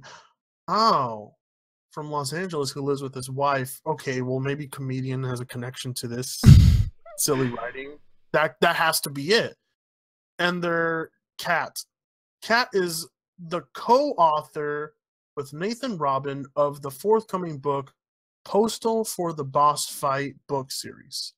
Well, comedian is right. So no, they're publishing legit like video game related novel stuff. But, yeah. I mean, that was just. Oh man. I don't even know how to. Oh. That's not the only hot take in Infinity War. How about this one? You want some more hot take? I'm not gonna get to the full article, but this hot take is oh boy, this one is. Okay. Yeah. Just get ready for this. Check this out. I'm just gonna okay. In Avengers Infinity War, characters aren't introduced. They just show up and their behavior is entirely defined by the template set for them in other movies. Okay, I'm trying to zoom into that real quick. Let me get this full screen. What does that say at the bottom? Because it's all like it's an Avengers Infinity War review. Oh, okay. But it says it makes little sense in the absence of its pack of predecessors. How so? I don't know. That's one hot take. It's like they can't even competently review something these days without. Well, how about this one? Superheroes don't wear ponytails, and yes, it's sexist. Superheroes don't wear ponytails, and yes, it's sexist. The women of Avengers Infinity War are the latest superheroes. I can't read that. What's that say? Saddled with flowing hair. Yeah, it's very pixelated here for me. It's like small. All right. Saddled with floating. Oh. Oh, the no, hot I takes, mean, man. like when it just comes to movies and media. Like, how is it sexist that someone had long hair? Fringy, where are you? Come back. What's going on, Fringy? Disconnect your mic and reconnect it. Oh, what's going on with Fringy here? I think he's slowly disintegrating. Well, his internet connection's fine, but I don't know what's going on with his it's his sound that's the problem. Yeah. So while we're trying to get Fringy back here, I'm just gonna check out the chat here. Chat. I want a mod to make Thanos Cuphead. Alright. Shinji Ikari dies in Infinity War. Alright. Oh, it's fucked up that Justice League. Sorry? I wonder if in 10 years from now we're gonna start using Cuphead as the next standard. So it's been like months since Cuphead. I have never heard of that game ever again. Like, it's strange. It is a fad in last year, but now not a lot of people are talking about it. That's weird. That's usually what happens with that's usually what I don't know. I've noticed it a lot when it comes to games that are heavily marketed. When games have like a huge marketing behind them, they push for a strong launch, and then after that, I mean, people for like the first week, wouldn't shut up about God of War. I think we're coming close to the dialing down part where people are just kind of forget it even existed, which is what usually they do with these heavily marketed games. I think games like it surprised me because games like PUBG or League of Legends or Rocket League, that don't get heavily marketed, live on. Mm-hmm. Like, they continue to exist for a long time and remain relevant. I think marketing. I mean, can you hear us now, Fringy? Can you talk now? Oh, it's online. I heard something. No, that was just you tapping your mic, appabend. Oh. What is going on with Fringy's mic? Like, restart Discord, maybe. Restart Discord. Restart Discord. Restart Windows. Reinstall Windows if must. Okay, so I mean, I know our topic isn't video games here, but like, we can talk about other topics. I've just noticed that heavily marketed video games, like heavy marketing, kind of. I know it pushes a game, it propels it forward to get good sales at launch, but ultimately it kind of I don't want to say that it that does more harm to the game than good, because initial sales are always good, but lifetime sales are also just as important. And when it comes to heavily marketed games, they're always marketed like the next big thing, and then afterwards you just see like this huge decline. And I don't know, like Fringy's mic is the Dark Souls. Fringy just keeps trying to connect and disconnect, and he's getting. What is going on? Okay. I'm gonna try to do something. Let's try to restart the entire call. Okay. Maybe that will work. Call. Okay, we're gonna leave the call then just coming back. Okay. All right. Okay. Here goes. All right. So we should be back. We should be disconnected from the call yet. So let's see. Does it work? It didn't. I don't think it worked for Fringy yet. Dang. What's going on? Hold on, let me see. Okay, while you're doing that, let's try to read the chat here. I like him enough, but his video quality are so shit. The guy's talking about diversity in comics, so yeah. I'm here not knowing what everybody's talking about. Talk about Infinity War, goddammit. I see the future, and it's all fan art of Infinity War endings, but with crossover characters. Let's see here. She could have splattered, or let me try to be a fanboy. She's genetically manipulated to be extremely stronger, faster, resistant, and stuff. She has some mechanical parts and stuff like Nebula. Probably that's, Vulture, Thanos, and Killmonger are some of my favorites because they didn't just want to take over the world and had motivation. Oh, all right. My question is, why was the Red Skull guarding the Soul Gem? I actually forgot. Then again, Captain America in general is forgetting. Let's see here. I asked Fringy to see if let's try having him host a call and see. Okay, let's. Okay. He says he's gonna try something else first before we do that. But all right. Okay, so what I was gonna say is in terms of Twitter, when it comes to new movie releases, I follow a lot of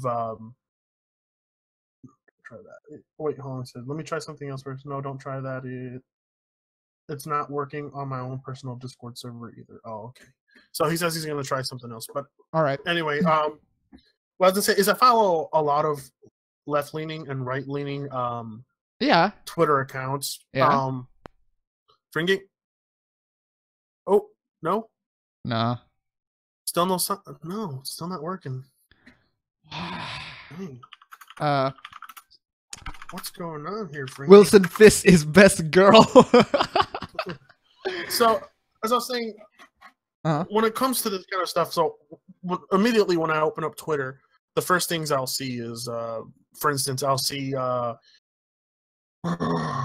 Infinity War doesn't include enough feminine power. I'll see an article like that. Yeah. And then on the other hand, I'll see an article saying how Infinity War was tarnished by leftists, and then I go and watch the movie, and neither side is correct in what they're saying, and so I'm just kind of here like, can nobody enjoy a movie anymore?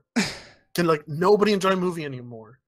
Yeah, I still don't get, like, with The Last Jedi, I read like that, people calling us like invaded by feminism and everything like that. I was like, it was just poorly written, guys. It's not necessarily. I think it was, Well, it's a funny thing, but they tried that bullshit with the first, even with episode 7, they tried that bullshit.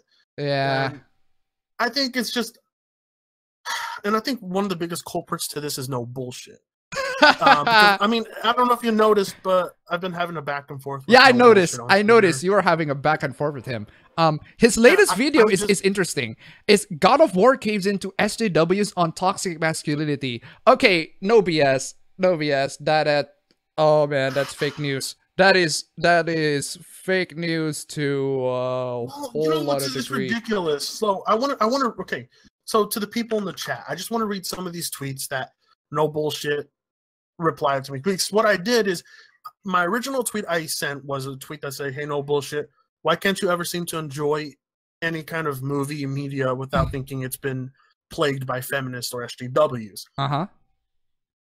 And he gave me a pretty okay reply at first, but then he started like going down this.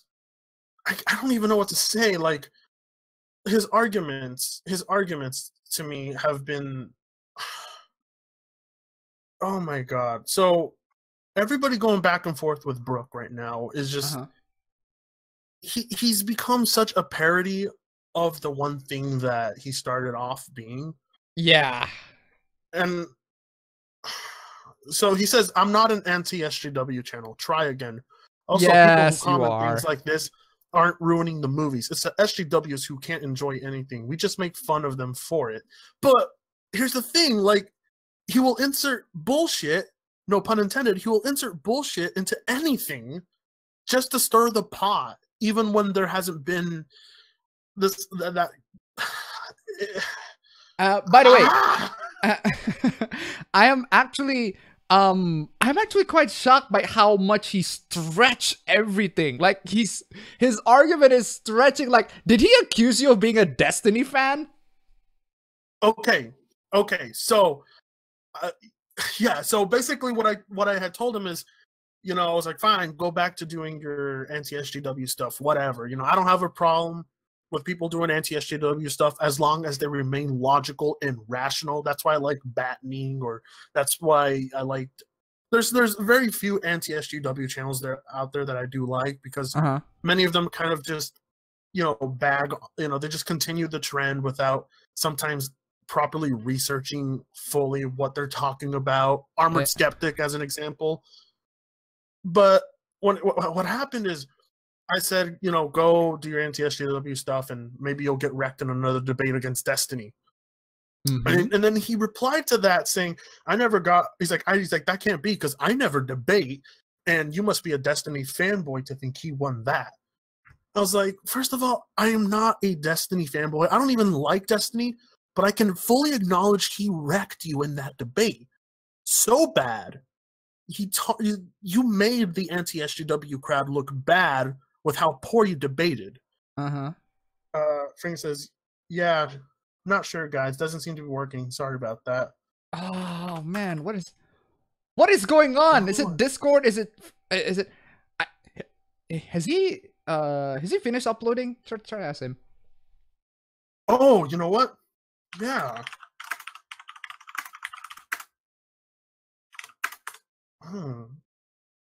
Oh yeah, he says my upload's done. He can hear us, but we can't hear him. That is strange. Yeah.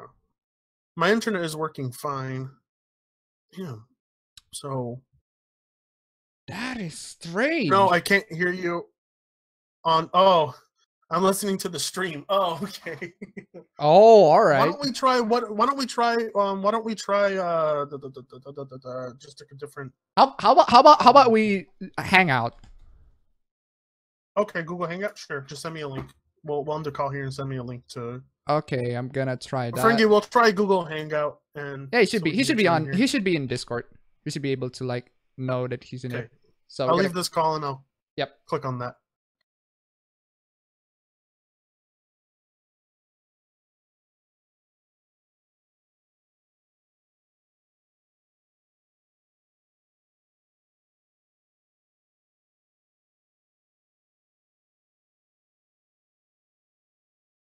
Ah, shit. Wrong link.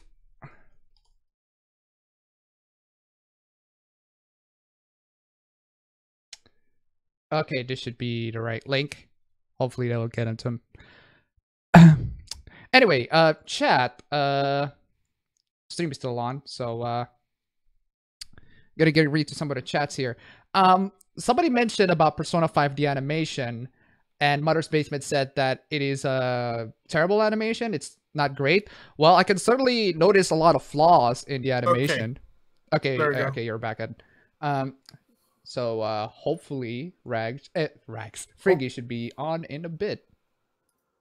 Yeah, okay. Hopefully that link works for Fringy. It worked for me just fine. Yeah, so. right. So hold on. Let me see. I figured try the link here. Let's see what's hopes.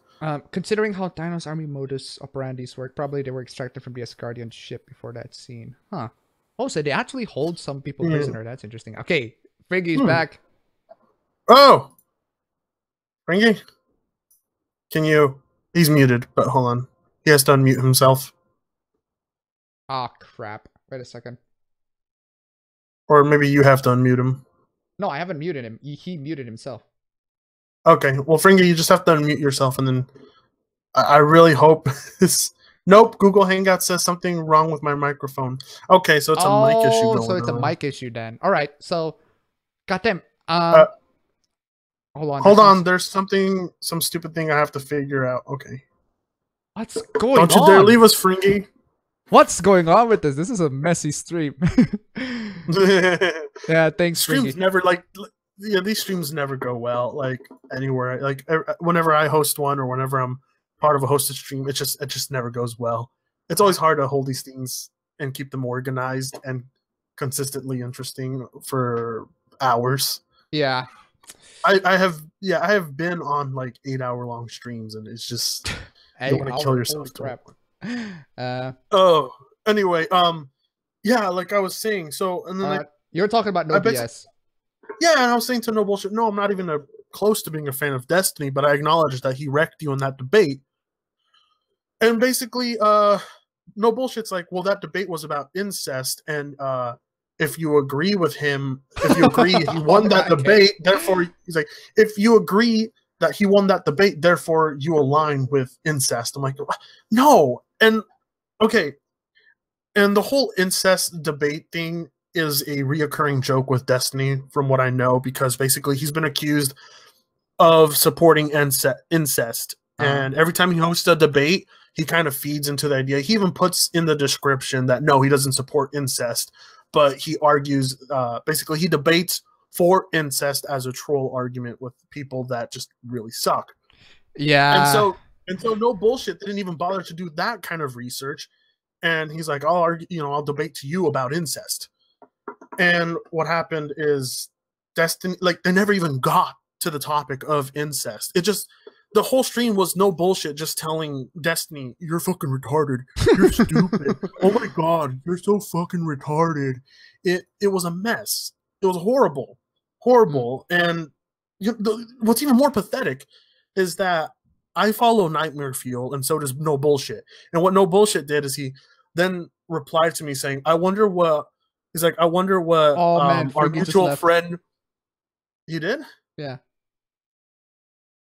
He said, I think he'll be back. He'll be back. Okay. So, what were you saying? But, yeah, and then he replies to me saying, I wonder if our mutual friend, or our mutual acquaintance, Nightmare Fuel, agrees with you on everything you're saying.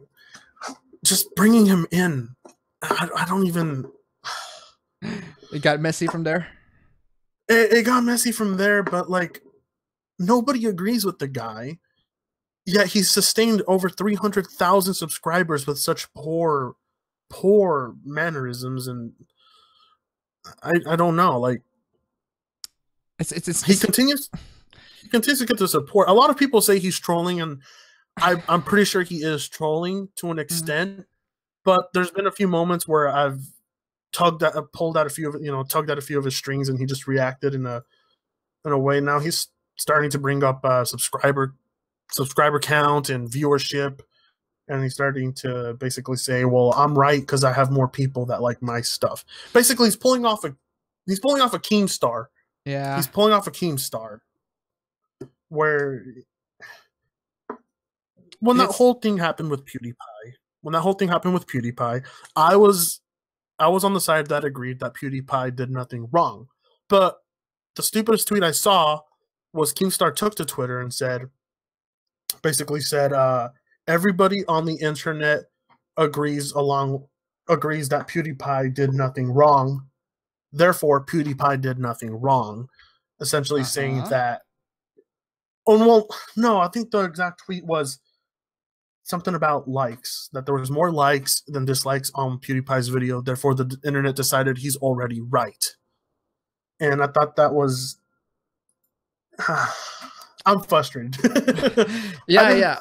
Actually, I want to go back to the OBS for a bit. I'm not sure. I haven't seen this video yet on how God of War's toxic masculinity. What I do know, about this whole God of War toxic masculinity thing is that the director has not brought up toxic masculinity, the topic of toxic masculinity, when he was interviewed by one of the Polygon writers, Chris Plant. It was the Polygon writer who brought up, hey, what do you think about how God of War is like destroying toxic masculinity? And he just shoved this question to his face. And the director's answer is actually pretty reasonable. It has nothing to do with toxic masculinity. But then the article in the front is like, God of War's director on toxic masculinity. Like, completely misrepresent his argument. So I don't know what No BS's angle is going to be on this one. So, oh god. Oh, Fringy, by the way, says, yep, can't figure it out. Looks like I'll have to bow out of the stream. Thanks for bow out of the stream. Thanks for having me on, though. Great chat as always. Yeah, sorry, Fringy. All right. That sucks. Sucks. We can keep going for a bit here, but God, so you're part of the. I guess you're not Steptosphere, but you're part of the anti-SJW. I don't think so. I don't think so. I mean, I am criticizing them, but I wouldn't say I'm a part of them. Like, I've never actually interacted with any of these. Like, okay, there are some anti-SJWs that subscribe to me, some who are follow me on Twitter, but I have never actually like interact with them or something. Like, with the exception of Aiden, but the rest are like. Okay. So here's the interesting thing, though, is what I've noticed. Like I've said, I think I'm firmly anti-SJW for sure. I am, but there is a limit I'm willing to go. Yes. Before, like, for instance, I was watching a TLDR video. You probably know who TLDR is, yeah, right? I know him. Yeah. Why? And he was doing this back when Anita Sarkeesian was the hot topic at the time. He was doing a video on Anita Sarkeesian, and he was just stopping her every fucking like 10 or 15 seconds just to interject. Like, for example, Anita would be like, back when I was a younger girl, and he would stop her and he'll just be like, oh, back when you were a girl, the one thing that you claim to be, but you can't ever achieve, Anita, that kind of, that just kind of smug, kind of like, you're not really debunking her. You're not even letting her finish what she's going to say, Anyway, there's a point in the video where, the feminist people she has on stage, they're sitting with their legs crossed, facing in a single direction, and he'll stop. He's like, I want you to take a moment to look at this. They're all sitting with their legs crossed in a single direction, signifying blah blah blah blah blah. There's a limit I'm willing to take it. I think call out stupidity where you see it, but if stupidity is all you see, and for example, no bullshit. If stupidity is all you see, you'll just look really stupid at times. Yeah, I think there are some anti-SJW channels that like really just some of the critiques are very petty. Like, it doesn't actually, like, if I want to do videos on stuff like anything like that, okay, I have to admit, like, my past videos, I've done nothing but insults. It's rare for me. It's actually, I do sometimes get to the arguments, but there are also times in which I just straight up insult people or just make fun of something that they do that completely has nothing to do with the main point. I'm guilty of that too. A lot of these channels are guilty. The SJW channels are guilty of that as well.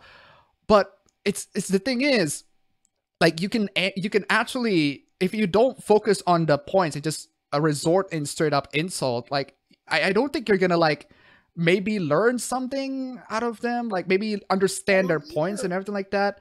Because if you're just gonna straight insult, because it's to the point where, like, when I was writing the script and then I was writing a script for a video, and then I was I noticed, like, oh my god, there's a very good point to get an insult and everything. I was like, I decided not to put it because it was just so boring. Like, okay, insult, okay, fuck you, or something like that. Like, there's no, like, it lost the punch, lost the impact. Yeah. I guess it's because that's why, you know, channels like what happened with Leafy. I'm still not sure what happened with Leafy right now. I haven't followed him since. I don't know where he's at.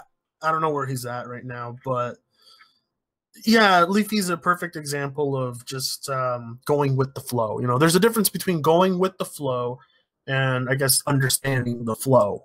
Yeah. For example, gosh, how can I put it?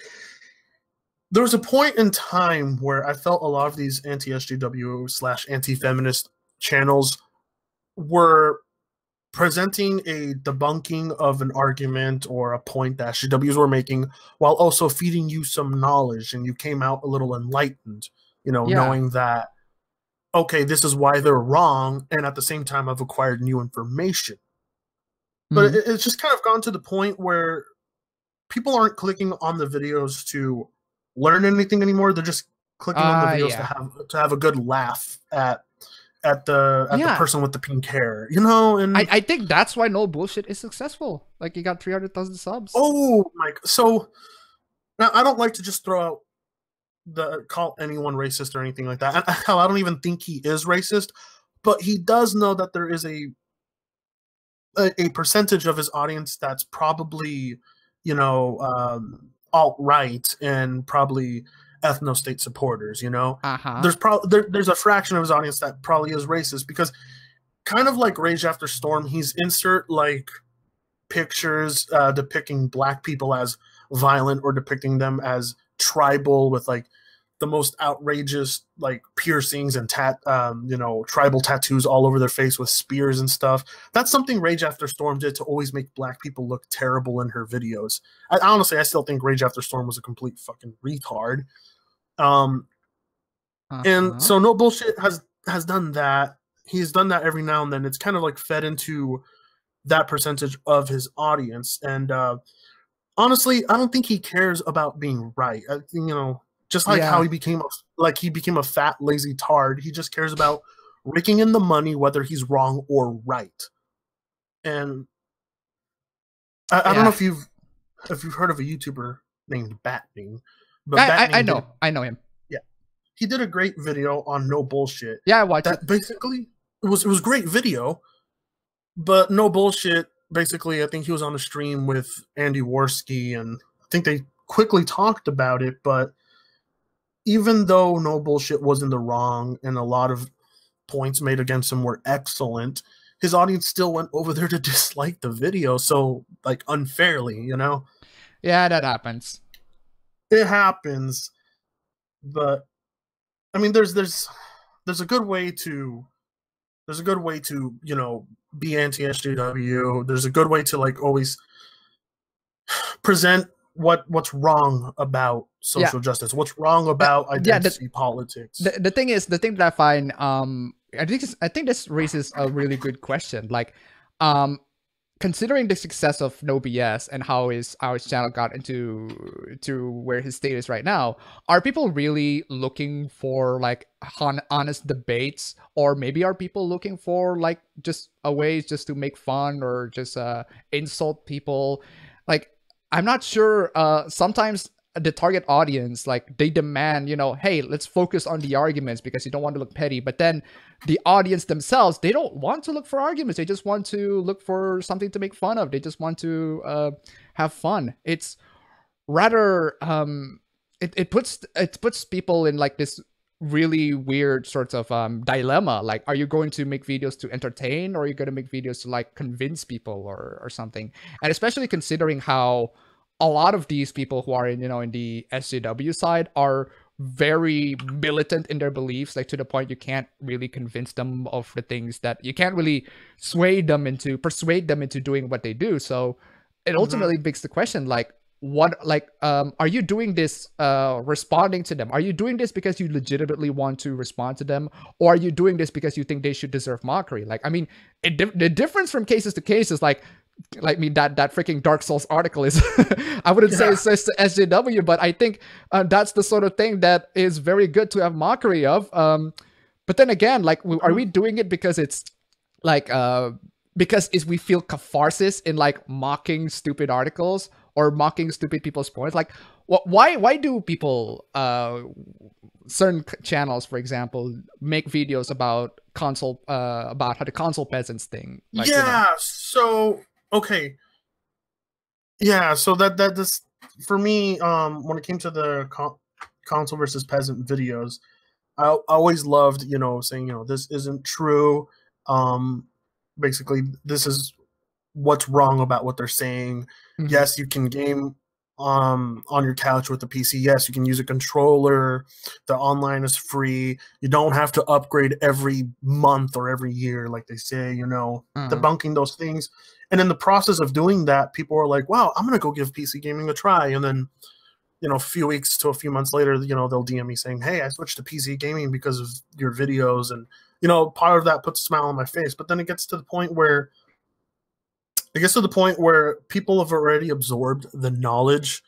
Yeah. So you kind of just get lazy, you get lazy and you just start to just look for things, not to debunk them, but to kind of make fun of them.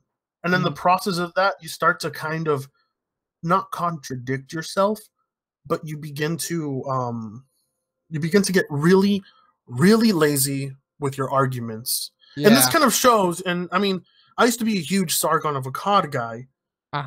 But he spent so much of his time going after easy targets like feminists, Anita Sarkeesian, SJWs. And so when it got to the point of him going one-on-one with the alt-right, he just did not do good at all. Because he got, how can I put it? He got flabby. He got soft. He got lazy. All right. He got fat. All right. Kind of like a perfect, like a real life representation of what happens to a lot of YouTubers who just don't keep their guard up, is they just get lazy, repetitive. Yeah. It's that same thing. I think it's just they get lazy and repetitive. So when it comes to going for a real challenge, and I think, honestly, in my opinion, I think the alt-right is a much bigger challenge than anything on YouTube social justice, whatever. I think social justice warriors lost a long time ago, but the influence of the alt-right it's quite scary, especially when you see the Charlottesville stuff. Yeah, the thing about the alt-right is that I just generally don't really care about them because, well, the alt-right hasn't gone to my video games, so I don't care. Yeah, I mean, but there are some people who are like very passionate about them. I mean, I get it. I get why some people are like very passionate against fighting the alt-right and everything like that. But is it really necessary to the point where you have to like dox people or something like that, or accuse people of being alt-right when they clearly aren't, or maybe they're just because holding certain beliefs? Like, I don't even know what defines one to be an alt-right right now. It's just so freaking weird. Yeah. So the thing is, there's a lot of the reason I think the popularity of the alt-right happened is because they haven't been the targets of the skeptosphere, the skeptic community. Just in general, I think the formation of the skeptic community is a retarded thing, like a retarded concept. I think it's a stupid concept. I mean, the thing is, like, you can be friends with them, but calling it like a community. Then again, the people inside the skeptic community also thought that the skeptic community is stupid again. So to the credit, I guess. Yeah. Like Gargle named Lexington here says, alt-right is just right-wing SJWs. I kind of see it that way as well, because it's gone. You know what? Never mind. You know what? I take that back. They do actually come to like the pop media and everything like that, when they accuse things of being like, oh, one is too feminist or having too much SJW and everything like that. So, yeah, I guess I can in some ways probably see their influence, assuming that those people who shouted them are like alt-right. So the thing is, my focus politically, I think like I've seen everything debunked about. Goddamn. Wait a second. We've gone actually for 2 hours on the stream, and we've gone bit off topic on the whole SAW thing, but actually I'm gonna if we want to talk, we can continue talking, but I'm just gonna stop the stream right here. So anyway, thank you guys so much for joining in the stream, discussing Infinity War and everything like that. Fringy says goodbye. He is not necessarily here. So guys, thank you guys so much for watching. I will see you on the next stream. Take care. Yeah, have a good one, everyone. Yeah.